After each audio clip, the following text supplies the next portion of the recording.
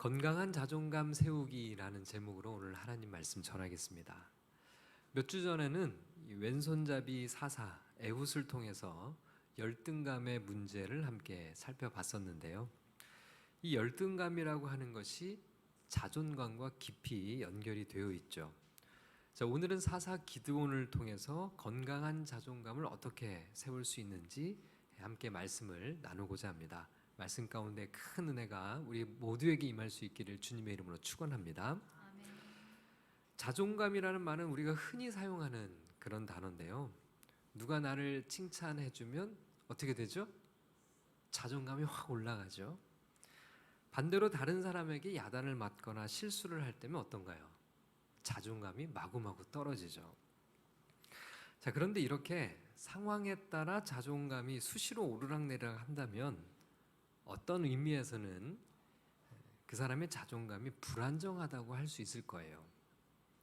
오히려 건강한 자존감을 가진 사람은 다른 사람이 뭐라고 하든, 비록 내가 실수를 하거나 야단을 맞든 그 사람의 자존감은 이 상황에 따라서 크게 흔들리지 않을 겁니다.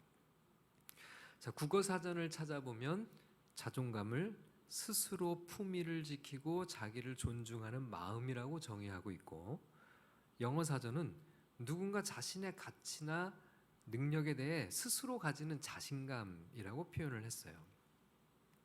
여기서 우리가 발견할 수 있는 중요한 한 가지는 이 자존감이라는 것은 자기 자신이 스스로를 어떻게 바라보느냐 하는 그런 주관적 관점, 감정이라고 하는 점입니다.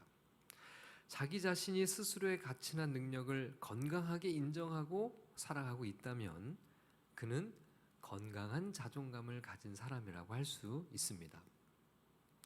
대체로 이런 자존감은 아주 어릴 때 성장 과정에서 가까운 이들에게 많은 영향을 받는다고 알려져 있어요. 부모에게 사랑을 많이 받고 자란 사람일수록 자존감이 건강하게 형성이 된다고 하는데요. 자, 여기서 부모의 사랑을 받는다는 것은 부모가 아이의 존재를 그 존재 자체로 긍정해주고 그 존재 자체를 항상 인정해주는 것을 말하는 겁니다. 그게 사랑이에요. 아이에게 그냥 그 존재만으로 사랑받기에 충분하다는 것을 보여주는 것, 그게 자존감 형성에서 핵심이라고 할 수 있죠. 아이가 무엇을 잘할 때는 사랑을 해주고 아이가 무엇을 잘못했을 때는 전혀 사랑을 느끼지 못하게 하는 것은 오히려 자존감에 금이 가게 하는 그런 부모의 행동이 될 수 있어요. 그 존재의 가치가 무엇을 잘하고 못하고에 따라 달라지는 것처럼 여기게 되는 거죠. 무엇을 잘하면 사랑받을 만하고 무엇을 못하면 사랑받을 만한 가치가 사라지는 것처럼 그렇게 생각하게 돼요. 이렇게 학습이 되다 보면 뭘 잘하면 살만한 가치가 있는 사람 같고 뭘 잘 못하면 살 가치가 없는 사람인 양 그렇게 왜곡된 감정을 느끼게 되는 거죠. 부모의 이런 왜곡된 사랑이 아이들에게는 건강하지 못한 자존감이 형성되게끔 하는 경우가 참 많이 있습니다. 때로는 칭찬이 독이 될 때도 있다는 거예요. 아이를 칭찬할 때 엄마는, 아빠는 네가 이걸 잘해서 너무 기뻐. 그런데 이것 때문에 너를 사랑하는 게 아니야. 이걸 못해도 우리는 여전히 너를 사랑한단다. 아이의 잘못을 지적하고 야단칠 때 엄마는, 아빠는 네가 이런 것을 고쳤으면 좋겠어. 물론 이것이 고쳐지지 않았다고 해서 우리가 너를 사랑하지 않는 건 아니야. 우리는 언제나 너를 사랑한단다. 그냥 누군가의 존재 자체를 긍정해주고 인정해주고 받아주고 기뻐해주고 사랑해줄 때 건강한 자존감이 세워지는 거예요. 여러분, 자존감이 건강하지 않으면 살아가는 것이 여간 힘들지 않아요. 열등감에 시달리고요. 쉽게 우울해지고요. 새로운 일에 도전하는 것에 너무 겁이 나요. 왜요? 실패가 두렵기 때문에 그렇죠. 실패하면 살 가치가 없잖아요. 무엇보다도 위기에 처했을 때 극복하기가 너무나 힘듭니다. 특히 다른 사람에게 비난을 받거나 하는 상황을 견디기 힘들죠. 자신의 실수를 받아들이거나 인정하는 것도 어렵고요. 건강한 자존감을 세우는 것은 우리가 건강한 삶을 살아가는 데 있어서 너무나 중요한 문제가 아닐 수 없어요. 자, 오늘 우리가 읽은 본문 사사기 6장에는 기드온이라는 사람이 등장을 합니다. 이스라엘은 또다시 하나님 앞에 악을 행해요. 그새 못 참고 우상 숭배의 죄를 범하게 됩니다. 바알과 아세라와 같은 가나안의 이방 신들을 쫓아 섬기기 시작했습니다. 자, 그러자 하나님께서 이스라엘이 미디안의 압제에 놓이게 만드셨어요. 세상의 풍요를 구하면서 가나안의 풍요 신들을 섬기게 되었는데 돌아온 것은 오히려 풍요가 아닌 극심한 빈곤이었어요. 미디안 사람들은 이스라엘 백성들을 아주 극단적으로 괴롭히는데요. 이스라엘 백성들이 농사를 지으려고 파종을 하면 미디안 사람들이 그 시기에 찾아옵니다. 씨를 뿌려서 막 싹이 난 밭에 짐승을 풀어요. 그리고 그 짐승들이 전부 그 새싹을 다 먹어치우게 만들어 버립니다. 그리고는 이스라엘 백성들이 키우던 가축까지 모조리 빼앗아 가는데요. 작물 재배도 가축도 모두 잃어버린 이스라엘 백성들은 극심한 경제적 궁핍에 시달리게 됐어요. 이스라엘 백성들은 풍년을 원해서 가나안 신 바알을 섬겼는데 우상 숭배의 결과는 참담했어요. 극심한 경제적 궁핍에 놓이게 되었다는 것입니다. 이런 상황에서 이스라엘 백성들은 다시금 하나님께 부르짖었어요. 자, 하나님은 이스라엘을 구원할 한 명의 사사를 세우시는데 그가 바로 오늘 우리가 살펴볼 기드온이라는 사람이었습니다. 자, 어느 날 하나님께서 기드온에게 특사를 보내세요. 자, 오늘 본문 11절 말씀을 우리 같이 한번 읽겠습니다. 시작. 여호와의 사자가 아비에셀 사람 요아스에게 속한 오브라에 이르러 상수리 나무 아래에 앉으니라. 마침 요아스의 아들 기드온이 미디안 사람에게 알리지 아니하려 하여 밀을 포도주 틀에서 타작하더니. 여호와의 사자가 요아스의 아들 기드온에게 찾아간 장면을 성경이 기록하는데요. 자, 여기 여호와의 사자, 여러분 성경을 읽다 보면 여호와의 사자 이런 표현이 있어요. 여러분 여기서 말하는 사자는 뭐죠? 동물원의 사자인가요? 라이언인가요? 저는 옛날에 진짜 그런 줄 알았어요. 예배 때 대표 기도하시는 분들이 오늘 말씀을 전하시는 사자 목사님을 위해 기도하는 거예요. 사자 목사님을 위해. 저는 그 표현이 진짜 목사님이 사자처럼 포효하면서 말씀을 전해 달라는 그런 표현이라고 생각했어요. 여기서 사자는 뭐죠? 특사입니다. 특사. 요즘 젊은이들이 성경을 읽으면 참 어려울 거예요. 여호와의 특사가 요아스의 아들 기드온을 찾아갔어요. 이때 여호와의 특사는 기드온에게 하나님의 메시지를 전하는데요. 12절 말씀을 같이 읽어보겠습니다. 시작. 여호와의 사자가 기드온에게 나타나 이르되 큰 용사여 여호와께서 너와 함께 계시도다 하매. 자, 하나님의 특사가 기드온에게 하나님의 말씀을 전했는데 첫 마디가 뭐였냐면요, 큰 용사여였습니다. 큰 용사여. 기드온을 향해 하나님이 친히 말씀하시기를 큰 용사라고 기드온을 칭하신 거죠. 자, 그런데 우리가 성경을 좀 읽어보면 우리 눈에는 기드온이 전혀 큰 용사처럼 보이질 않아요. 여러분, 우리가 앞에서 11절 말씀을 함께 읽었었잖아요. 11절 말씀은 다시 한번 읽어볼까요? 시작. 여호와의 사자가 아비에셀 사람 요아스에게 속한 오브라에 이르러 상수리 나무 아래에 앉으니라. 마침 요아스의 아들 기드온이 미디안 사람에게 알리지 아니하려 하여 밀을 포도주 틀에서 타작하더니. 여러분 여기 보면 말씀 제일 끝에 기드온이 미디안 사람에게 알리지 아니하려 하여 밀을 포도주 틀에서 타작하더니라는 기록이 있어요. 여러분, 밀을 타작하려면 일반적으로 넓은 장소에서 타작을 해야 됩니다. 그래야 곡식과 가라지도 나누고요. 그리고 결을 다 날릴 수도 있고요. 넓은 장소에서 타작하는 게 일반적인데, 그런데 포도주 틀은 어떠냐면 매우 좁은 공간이에요. 매우 좁은 공간에 들어가서 포도주를 발로 밟아야 되거든요. 자, 그런데 지금 기드온이 이 미디안 사람들의 눈을 피해서 포도주틀 그 좁은 틀에 들어가서 그 밀을 몰래 숨어서 타작하고 있는 이 모습 속에서 여러분은 큰 용사의 모습을 발견하시나요? 큰 용사의 면모가 여기에 보이나요? 대담하고 담대한? 여러분, 오히려 우리 눈에 보이는 기드온은요, 큰 용사는커녕 쫄보의 모습이 아닐까요? 자, 그런가 하면 기드온은 믿음도 별로 없는 사람이었어요. 자, 믿음이라도 큰 용사였던 사람인가? 자, 그런데 그렇지 않아 보여요. 11절, 12절 말씀에서 하나님의 특사가 기드온을 향해 큰 용사요, 여호와께 너와 함께 계시도다, 이렇게 선언을 했는데요. 자, 그 말씀에 대해서 기드온이 어떤 반응을 보일까요? 13절을 같이 읽어보겠습니다. 13절 말씀입니다. 시작. 기드온이 그에게 대답하되 오 나의 주여, 여호와께서 우리와 함께 계시면 어찌하여 이 모든 일이 우리에게 일어났나이까? 또 우리 조상들이 일찍이 우리에게 이르기를 여호와께서 우리를 애굽에서 올라오게 하신 것이 아니냐 한 그 모든 이적이 어디 있나이까?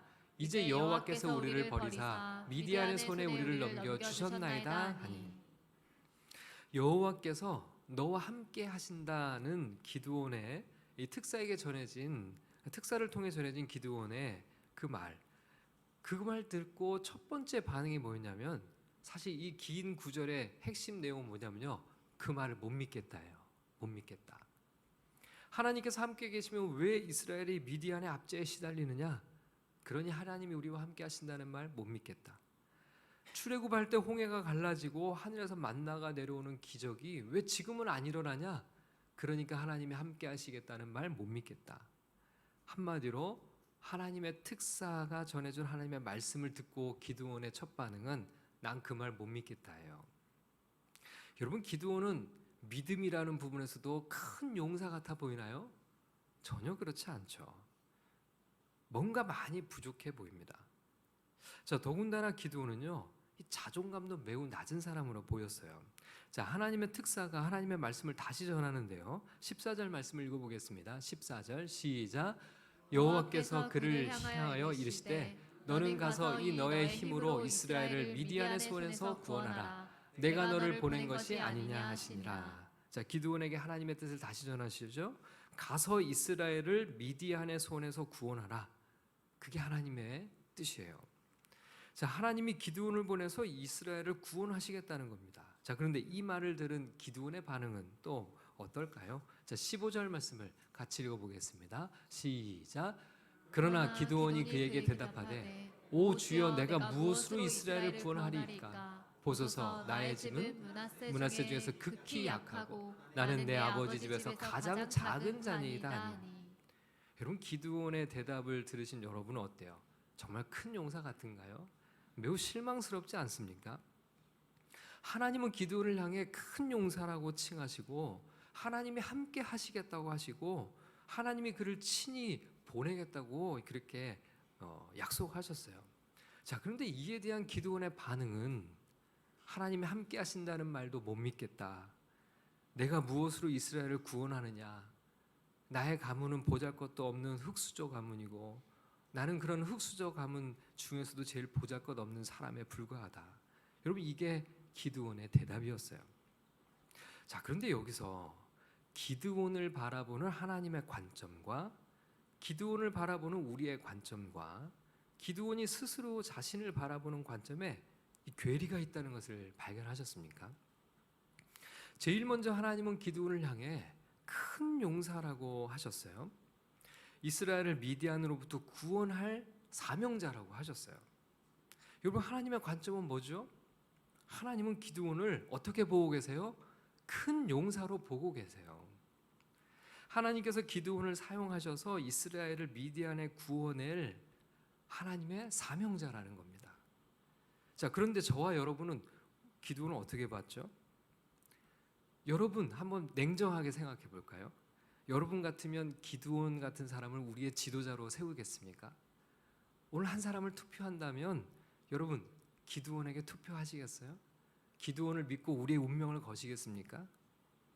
좁은 포도주 틀에 숨어서 밀을 타작하고 있고 하나님의 말씀을 전해도 도저히 믿지 못하겠다고 말하는 이런 불신앙적인 지도자에게, 스스로를 보잘것없다고 여기면서 자신감이 1도 없는 이런 사람에게 우리의 운명을 맡길 수 있겠어요?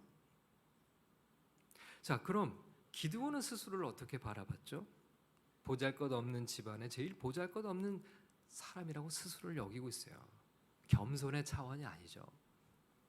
자기 같은 사람은 이스라엘의 구원자가 될 수 없다는 너무 강한 확신을 갖고 있어요.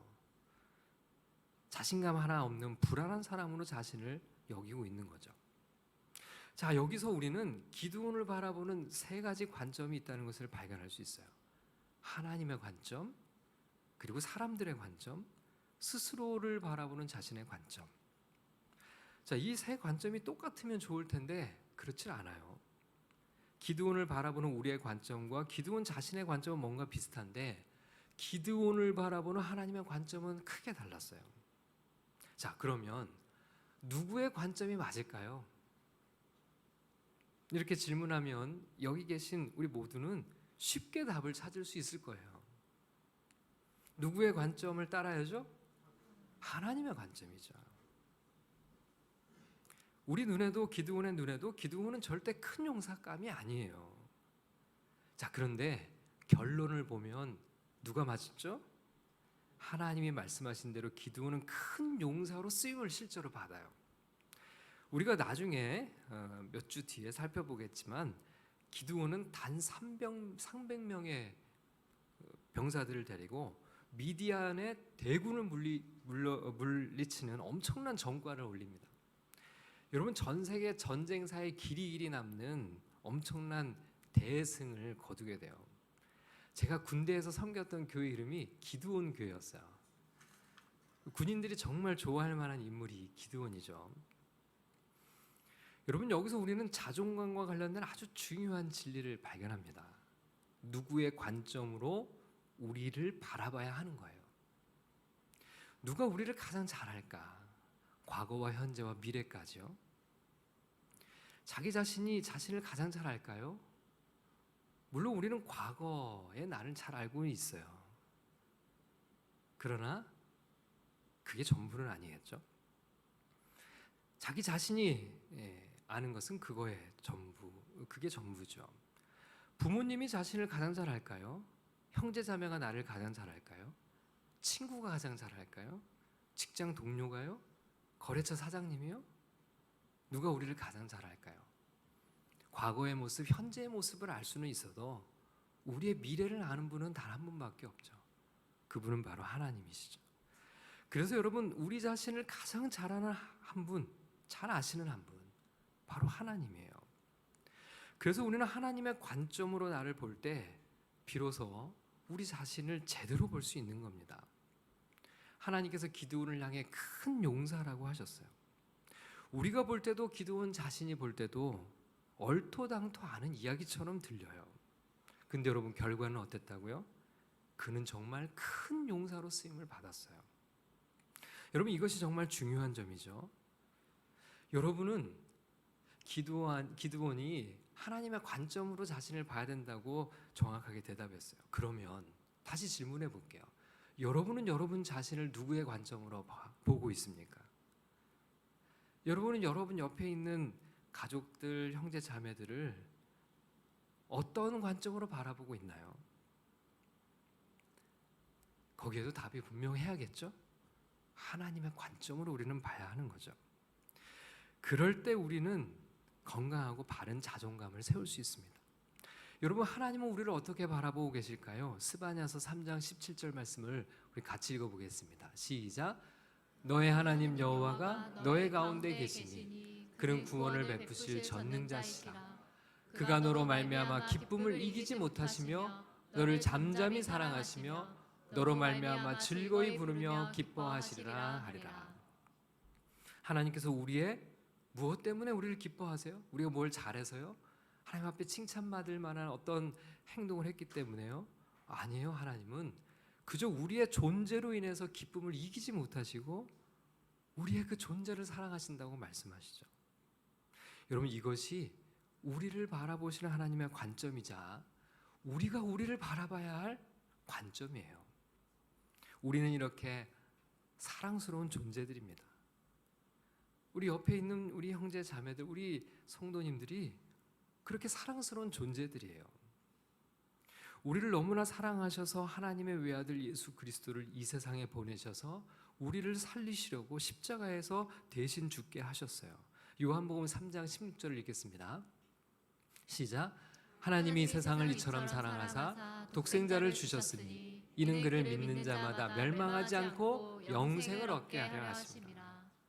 우리가 죄를 짓지 않거나 깨끗하게 살아서 하나님께서 우리를 이렇게 사랑하셨을까요? 아니에요. 죄인인 우리를 하나님은 너무 사랑하셔서 우리를 그 죄에서 건지고자 외아들의 생명을 주셨다고 말씀해요. 로마서 5장 8절입니다. 시작. 우리가 아직 죄인 되었을 때 그리스도께서 우리를 위하여 죽으심으로 하나님께서 우리에 대한 자기의 사랑을 확증하셨느니라. 여러분, 이것이 바로 우리를 바라보시는 하나님의 관점이에요. 하나님은 이렇게 우리를 사랑하시고 우리를 사랑하셔서 세상 무엇과도 바꿀 수 없는 외아들의 생명, 그러니까 전부를 주셨다는 거예요. 저와 여러분들은 어떤 존재인지를 깨달으셨나요? 우리는 이런 존재들이에요. 이렇게 하나님의 사랑을 받은 존재들이고 지금도 하나님은 우리를 이렇게 사랑하고 계신다는 거죠. 혹시 자신이 너무 무가치한 존재 같다고 느껴질 때가 있나요? 여러분, 그거는 결코 하나님이 주시는 생각이 아니에요. 그건 마귀의 생각이죠. 하나님은 우리를 위해 외아들의 생명을 주셨어요. 혹시 자신이 실패자라는 그런 느낌 때문에 괴로워하시는 분이 있나요? 하나님은요, 여러분의 그 존재 자체로 기쁨을 이기지 못한다고 분명하게 말씀하셨어요. 그러니 그런 거짓된 느낌에 속지 마십시오. 하나님이 큰 용사라고 하셨다면 우리는 큰 용사예요. 하나님이 당신을 구원하기 위해 외아들 예수의 핏값을 지불하셨다면 여러분의 가치는 누구의 가치예요? 예수님의 핏값의 가치를 우리가 갖고 있다는 거예요. 여러분, 이걸 얼마로 환산할 수 있어요? 결코 그렇지 않죠. 우리를 바라보시는 하나님의 관점을 알기 시작할 때 우리는 진정으로 건강한 자존감을 세워가기 시작합니다. 그렇게 여러분 자신을 사랑하며 사랑하는 믿음의 백성들이 다 되시기를 축복합니다. 자, 또한 내가 누구인가는 내가 누구와 함께 하느냐에 달려 있어요. 여러분, 교도관이 여러분 곁에서 24시간 여러분을 지키고 있다면, 자, 여러분은 누굴까요? 죄수겠죠. 교도관이 여러분을 24시간 지키고 있으니까요. 자, 대통령 경호원이 당신을 24시간 지키고 있다면 당신은 누굴까요? 대통령이거나 그에 준할 만큼 중요한 인물이겠죠. 자, 그럼 도대체 당신이 누구길래 하나님은 당신을 24시간 지키고 계신가요? 여러분, 대체 어떤 분이신가요? 어떤 분이시길래 온 세상을 창조하신 하나님이 여러분을 그렇게 지키고 계시다는 건가요? 하나님의 특사는 기드온에게 하나님이 너와 함께 하신다고 분명하게 말씀하셨어요. 16절 말씀을 같이 읽어보겠습니다. 시작. 여호와께서 그에게 이르시되 내가 반드시 너와 함께 하리니 내가 미디안 사람 자기를 한 사람을 치듯 하리라 하시니라. 여러분, 이것보다 더 놀라운 선언이 있어요? 이것보다 기드온의 존재를 더 확실하게 보증해 주는 말이 어디 있을까요? 하나님께서 반드시 기드온과 함께 하셔서 미디안과의 전쟁을 승리로 이끌어 주신다는 약속이에요. 여러분, 기드온이 큰 용사인 이유가 뭐예요? 하나님이 그와 함께 하시기 때문이죠. 기드온은 하나님의 대리자로 이 전쟁을 수행할 겁니다. 기드온은 바로 그런 존재였던 거죠. 우리는 어떻습니까? 마태복음 28장 20절을 같이 읽어보겠습니다. 시작. 내가 너희에게 분부한 모든 것을 가르쳐 지키게 하라. 볼지어다 내가 세상 끝날까지 너희와 항상 함께 있으리라 하시니라. 예수님은 우리와 세상 끝날까지 항상 함께 계시겠다고 분명하게 약속하셨어요. 성자 하나님이 우리와 늘 함께 하고 계신다면 우리는 도대체 어떤 사람들인가요? 자, 예수님은 또 우리에게 성령 하나님을 보내주시겠다고 약속하셨어요. 요한복음 14장 26절을 읽겠습니다. 시작. 보혜사 곧 아버지께서 내 이름으로 보내실 성령 그가 너희에게 모든 것을 가르치고 내가 너희에게 말한 모든 것을 생각나게 하리라. 예수님을 믿는 자마다 성령 하나님께서 함께 하신다고 하셨어요. 그렇다면 여러분, 우리는 도대체 어떤 사람들인가요? 행여라도 여러분의 마음속에 자신이 보잘것없다거나 무가치한 존재라는 느낌이 든다면 그런 거짓된 속삭임에 결코 속지 마세요. 우리는 하나님이 늘 함께 하시는 그런 위대한 존재들이라는 사실을 절대로 잊지 마시기 바랍니다. 기드온이 왜 큰 용사였다고요? 그 이유는 하나님이 그와 함께 하시기 때문이었죠. 기드온이 위대한 이유는 하나님이 그와 함께 하시기 때문인 것처럼 우리도 마찬가지입니다. 우리와 함께 하시는 하나님이 위대하시기에 하나님이 함께 하시는 우리 한 사람 한 사람이 어떤 사람들이에요? 위대한 사람들이라는 사실을 잊지 마시기를 바랍니다. 자, 마지막으로 내가 누구인지는 누가 나를 보냈는가에 또 달려 있어요. 기드온은 하나님의 보냄을 받은 자였습니다. 14절 말씀을 다시 한번 읽어보겠습니다. 시작. 여호와께서 그를 향하여 이르시되 너는 가서 이 너의 힘으로 이스라엘을 미디안의 손에서 구원하라. 내가 너를 보낸 것이 아니냐 하시니라. 자, 내가 너를 보낸 것이 아니냐. 여러분, 세계 최강국 미합중국 대통령이 보낸 특사라면 그는 미국 대통령의 자격으로 말하고 행하는 것이겠죠. 기드온을 보내신 하나님이 계시기에 기드온은 하나님을 대리하여 그곳에서 큰 용사로 쓰임 받는 겁니다. 여러분, 우리는 어떤가요? 요한복음 20장 21절을 읽겠습니다. 시작. 예수께서 또 이르시되 너희에게 평강이 있을지어다. 아버지께서 나를 보내신 것 같이 나도 너희를 보내노라. 여러분, 예수님이 우리를 향해 말씀하셨어요. 내가 너희를 보내노라.